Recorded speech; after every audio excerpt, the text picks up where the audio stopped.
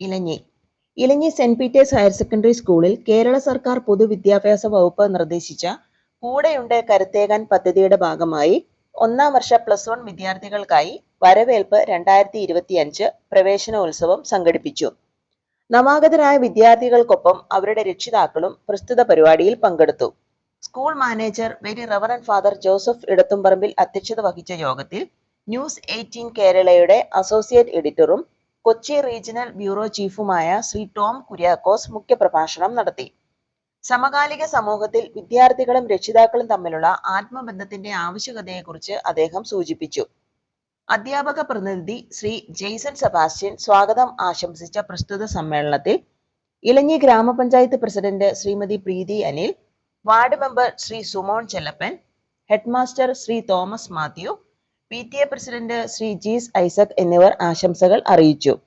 School principal Shri Rajesh C Kunnampuram വിദ്യാർത്ഥികൾക്ക് വേണ്ട മാർഗനിർദ്ദേശങ്ങൾ നൽകി. Staff secretary Shrimati Leena Joseph കൃതജ്ഞത അറിയിച്ചു.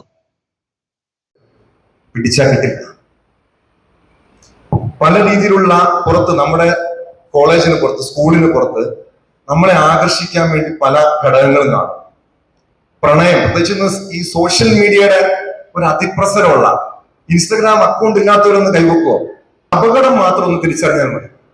ഈ അടുത്തിടെ ഞാൻ കാണുന്ന ഏറ്റവും കൂടുതലുള്ള വാർത്തകൾ, മറ്റൊരു വാർത്ത ഏതാണെന്നല്ലോ, ലഹരി കൂടാതെ പ്രണയച്ചതിയ.